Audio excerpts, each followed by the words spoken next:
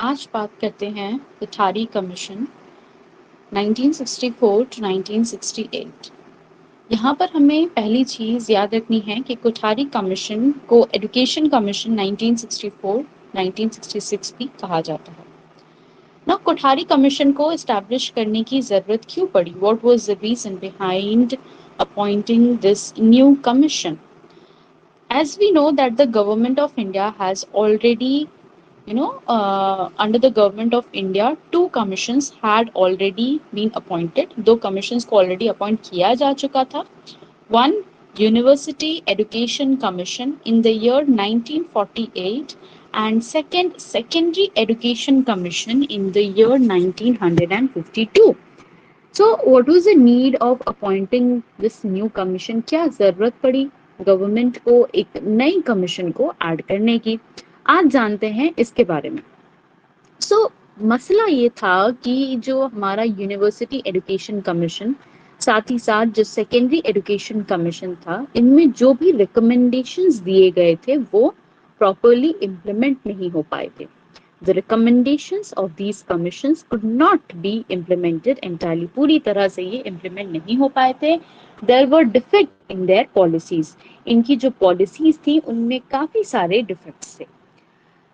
So to remove these defects, Government of India appointed a new commission.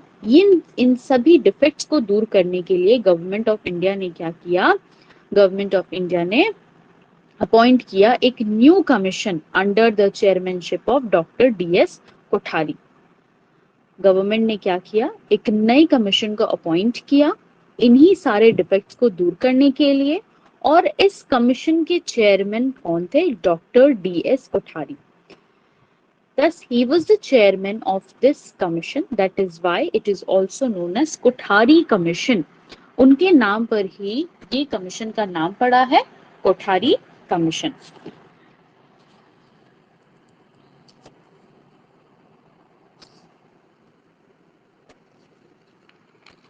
अब आगे बात करते हैं इस कमीशन के एम्स की। क्या क्या एम्स थे इस कमीशन के? So the aims of this commission was to study the various problems of education in the country and to suggest measures for their reforms. पहला एम यही था। बेसिकली सभी कमीशंस का सेम ही एम होता है कि जो भी प्रॉब्लम्स है एजुकेशन के उनको ध्यान से देखना है और उनके लिए मेजर्स जो हैं वो सजेस्ट करने हैं। Okay, so the aims of the commission was to study the various problems of education in the country and to suggest measures for their reforms. For evaluating, the other aim was to evaluate the working of the existing system of education. एक और M क्या था कि जो existing education system चल रही है उसे evaluate करना है। Now for this, a number of educationists from foreign lands were invited. इस चीज को देखने के लिए कि किस तरह से एजुकेशन जो चल रहा है या फिर जो एजुकेशन कमीशन जो चल रही थी उस पर ध्यान देने के लिए और साथ ही साथ उनके सुधार के मेजर्स देने के लिए, उनके सुधार के बारे में बताने के लिए बहुत सारे एजुकेशनिस्ट को बुलाया गया। बहुत सारे एजुकेशनिस्ट को इनवाइट किया गया कि वो इस कमीशन में एज एन एक्सपर्ट काम करे। तो अब जो है अपॉइंटमेंट शुरू हुआ, appointment of the commissions and the functions. इसके बारे में थोड़ा जान लेते हैं। तो हमें यहाँ पर क्या याद रखना है? That the commission was appointed on July 14, 1964। ये कमीशन कब अपॉइंट हुई? जुलाई 14, 1964। जुलाई 14 में ये कमीशन को अपॉइंट किया गया, लेकिन इस कमीशन ने काम करना शुरू किया October 2, birthday of father of the nation. Gandhi Jayanti के अवसर पर इन्होंने अपने काम को करना शुरू किया। इन्होंने एग्जिस्टिंग एजुकेशन सिस्टम पर गौर करना शुरू किया।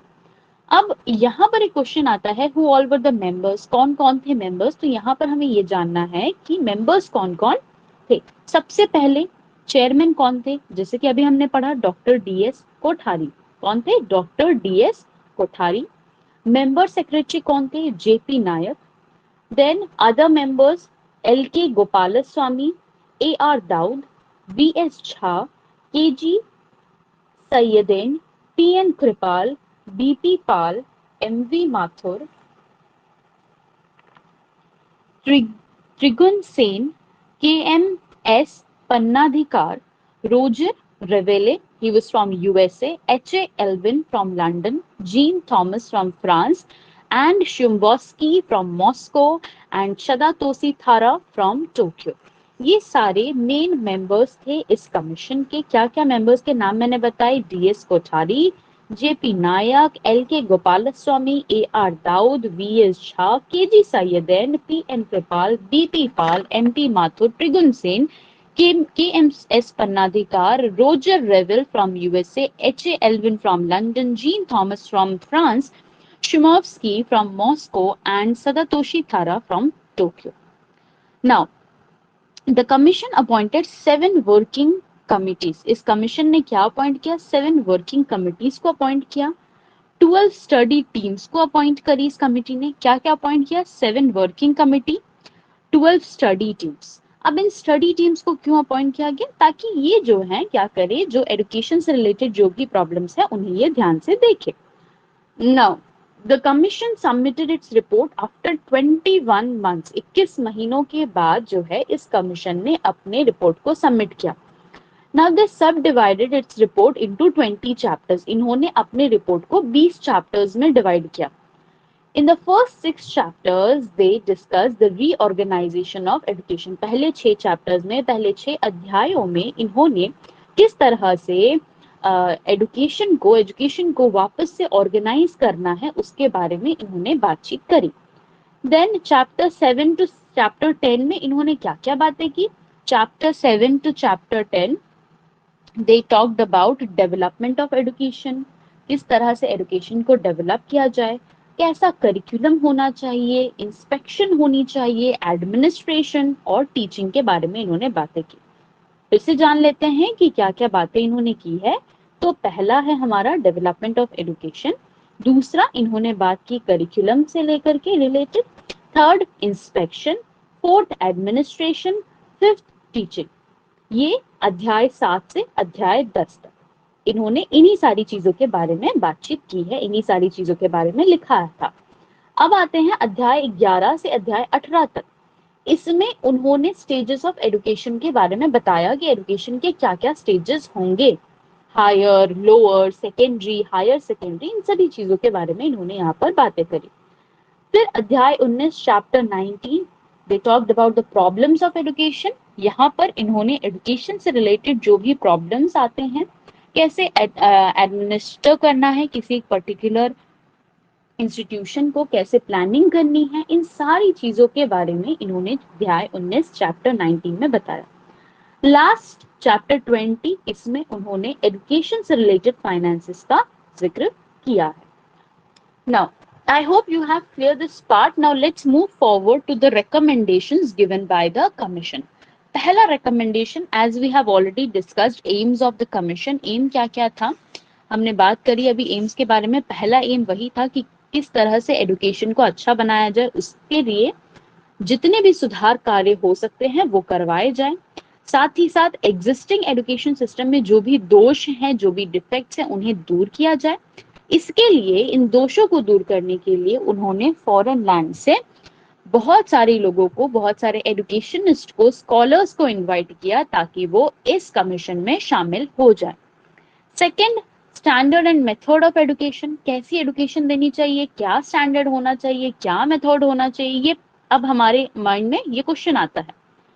तो इन्होंने कहा, कमीशन ने कहा, high school level should be of 2 years। High school level 2 साल का कोर्स होगा, इसमें 2 साल के कोर्स बनाए जाने चाहिए हाई स्कूल लेवल में। और जो करिकुलम है, टीचिंग मेथड है और जो एजुकेशनल एटमॉस्फेयर है, इसमें सुधार किए जाने चाहिए। पहला पॉइंट इन्होंने क्या कहा इसके under, standard and method of education के अंदर जो फर्स्ट पॉइंट है, उन्होंने कहा कि हाई स्कूल लेवल में 2 साल का कोर्स होना चाहिए।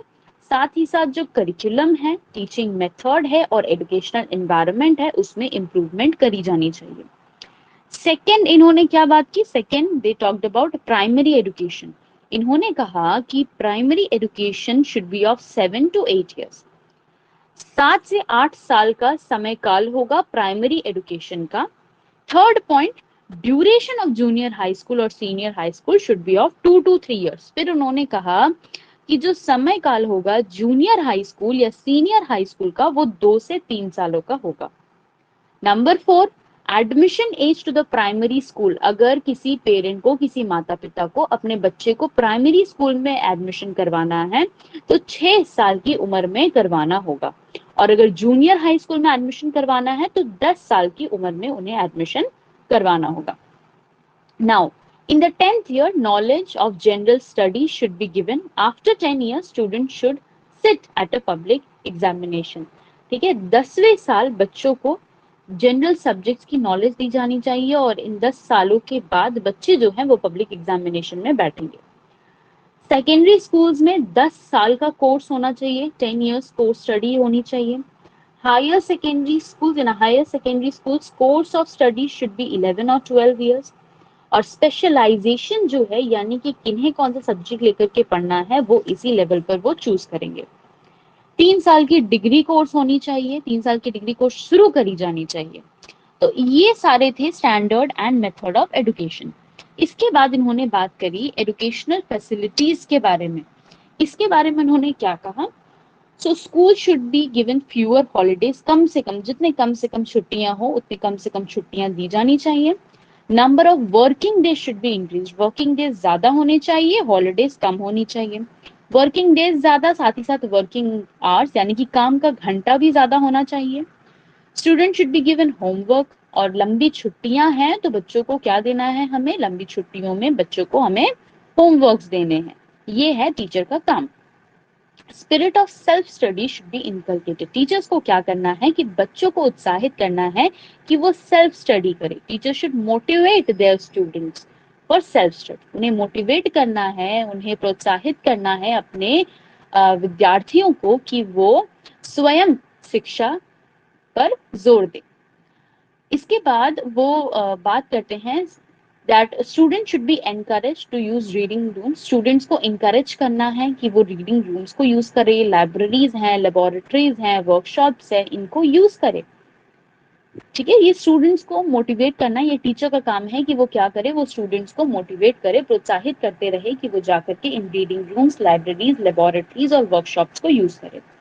Improvement of teacher status, third sorry या fourth point, improvement of teacher status. अब टीचर के स्टेटस का भी इम्प्रूवमेंट जरूरी है, क्योंकि जब तक टीचर को एक हैंडसम सैलरी नहीं मिलेगी उसे उन्हें भी इन कामों को करने में कोई इंटरेस्ट नहीं आएगा। सो economic condition of the teacher should be improve. पहली चीज, टीचर की इकोनॉमिक कंडीशन जो है वो इम्प्रूव करी जानी चाहिए। Financial aid should be given by the state government, state government को फाइनेंशियल एड देना है टीचर्स को। पे scale should be rationalised with in 10 years, हर 10 सालों में पे स्केल जो है वो चेंज होती रहनी चाहिए। Salaries of teachers of university and affiliated colleges should be suitably raised। अब ऐसा नहीं है कि जो टीचर्स को सैलरी मिल रही है स्कूल में सेम वही सैलरी कॉलेज में मिल रही है, नहीं, ऐसा नहीं होना चाहिए। टीचर्स जो स्कूल में पढ़ा रहे हैं उनकी सैलरी तथा जो यूनिवर्सिटी में पढ़ा रहे हैं उनकी सैलरी में डिफरेंस होना चाहिए। यूनिवर्सिटी में पढ़ा रहे टीचर्स को ऑब्वियसली ज्यादा थोड़ी सैलरी मिलनी चाहिए। सो इन सारी चीजों को करके टीचर के स्टेटस को इम्प्रूव किया जाना चाहिए। इसके बाद इन्होंने बात की teachers training. So the commission criticise the existing pattern of teachers training. सबसे पहले इन्होंने काफी आलोचना की उस समय के टीचर्स ट्रेनिंग पैटर्न को लेकर के, and it recommended that a pattern should be modernised. अब इस पैटर्न को मॉडर्नाइज करो, ये पुरानी घिसी पिटी तरीके से आप लोगों को टीचर्स को नहीं ट्रेन करना है। You can't train teachers with such traditional way. आप इन ट्रेडिशनल तरीकों से, पुराने तरीकों से, घिसी पिटी तरीकों से टीचर्स को ट्रेन नहीं कर सकते। तो टीचर्स को ट्रेन करने का जो पैटर्न है वो मॉडर्नाइज होना चाहिए, और जो करिकुलम जो टीचर्स ट्रेनी को दिया जा रहा है वो ज्यादा प्रैक्टिकल होना चाहिए, ना कि थियोरेटिकल। प्रैक्टिकल नॉलेज जो है वो टीचर्स को दिया जाना चाहिए। जैसे कि आज के टाइम में टीचर्स को ट्रेनिंग पर भेजा जाता है ताकि वो प्रैक्टिकल नॉलेज, प्रैक्टिकल उन्हें आइडिया मिले कि किस तरह से बच्चों को पढ़ाना है। सिर्फ बुक्स तक ही लिमिट नहीं रखना है, उन्हें प्रैक्टिकल नॉलेज देना है। Now, in order to remove the defects, the commission suggested the following measures. अब इन डिफेक्ट्स को दूर करने के लिए कमीशन ने कुछ मेजर्स बताए। क्या क्या मेजर्स बताए? At the university level, education should be independent branch of study. University level पे education क्या होगा? Independent branch of study होगी. एडवांस रिसर्च को एनकरेज किया जाएगा. यूनिवर्सिटी लेवल की मैं यहाँ पे बात कर रही हूँ. यूनिवर्सिटी लेवल में जो स्टडी होगी वो इंडिपेंडेंटली बच्चे जो है वो एक्वायर करेंगे और बच्चों को रिसर्च करने के लिए एनकरेज किया जाएगा. वेल क्वालिफाइड और able teachers should be appointed. Training colleges में जहां पर टीचर्स ट्रेनिंग कॉलेजेस होंगे वहां पर वेल क्वालिफाइड और एबल टीचर्स को अपॉइंट किया जाना चाहिए. Training colleges to be constituted in every state. हर स्टेट में टीचर्स ट्रेनिंग कॉलेज जो है वो एस्टैब्लिश किए जाने चाहिए and they should be affiliated with the university. Teachers education board should be organize. एक टीचर्स की एजुकेशन बोर्ड बनाई जानी चाहिए, ऑर्गेनाइज करी जानी चाहिए, जिसका ये काम होगा कि वो डिटरमाइन करे टीचर्स ट्रेनिंग के स्टैंडर्ड को, किस तरह से टीचर्स को ट्रेनिंग दिया जा रहा है उस पर ध्यान दें ये टीचर्स एजुकेशन बोर्ड. साथ ही साथ कैसा करिकुलम इन टीचर्स ट्रेनीज को दिया जा रहा है उस पर भी ध्यान देना टीचर्स एजुकेशन बोर्ड का काम था. अब last we have curriculum. Now what did the commission suggest about the curriculum? So lower secondary stage पर इन्होंने कहा कि 3 लैंग्वेज फॉर्मूला यूज होना चाहिए. पहला मदर टंग जिसे हम रीजनल लैंग्वेज भी कहते हैं. सेकेंड नेशनल लैंग्वेज और इंडियन लैंग्वेज जिसे हम कहते हैं. और साथ ही साथ एक इंग्लिश आपकी लैंग्वेज होनी चाहिए. इंग्लिश और हिंदी आपकी लैंग्वेज होनी चाहिए और मॉडर्न इंडियन लैंग्वेज. सो इन सभी चीजों के बारे में इन्होंने बताया. इसके बाद इन्होंने कहा in non Hindi speaking area, जिन स्टेट्स में लोग हिंदी नहीं बोलते, जैसे अगर हम बिहार यूपी की बात करें तो यहाँ पर लोगों को हिंदी आती थी, तो उस टाइम पर यहाँ के बच्चों के करिकुलम में हिंदी को कंपलसरी कर दिया गया. लेकिन जो साउथ के स्टेट से कर्नाटका, केरला, तमिलनाडु, यहाँ पर लोगों को जो हिंदी नहीं आती थी उनके लिए कहा गया कि उन्हें मदर टंग पढ़ाया जाए या रीजनल लैंग्वेज. साथ ही साथ हायर लेवल में हिंदी और इंग्लिश जो है वो होना चाहिए, लोअर लेवल पर नहीं, हायर लेवल पर. देन क्या क्या सब्जेक्ट्स इन्होंने कहे, क्या क्या सब्जेक्ट्स होने चाहिए? Math, science, geography, history, physical education, social service and spiritual values. इन सभी सब्जेक्ट्स पर बच्चों को नॉलेज दी जानी चाहिए. अब आते हैं higher secondary stage. Higher secondary stage पर इन्होंने क्या कहा कि हायर सेकेंडरी स्टेज में मॉडर्न फॉरेन लैंग्वेज यूज होगा. जो ऑलरेडी लैंग्वेजेस हैं उनमें एक मॉडर्न फॉरेन लैंग्वेज ऐड होगा, साथ ही साथ क्लासिकल एक लैंग्वेज जो है वो ऐड होगा. इसके साथ बच्चों को ये ऑप्शन दिया जाएगा कि वो 3 सब्जेक्ट्स चुन सके अमंग द सब्जेक्ट्स. उन्हें कहा गया था, बच्चों को कहा गया था कि कुछ सब्जेक्ट्स हैं जैसे history, logic, eco, art, economics, art, psychology, math, home science, geology, craft, इतने सारे ऑप्शंस दे दिए गए थे. अब ये बच्चों का काम था कि वो इन सारे सब्जेक्ट्स में से किन्हीं 3 सब्जेक्ट्स को चूज करे और उसमें वो exam they. So this was all about the Kothari Commission 1964 to 1966. I hope you have understood. So please do like, comment and subscribe to my channel. Thank you.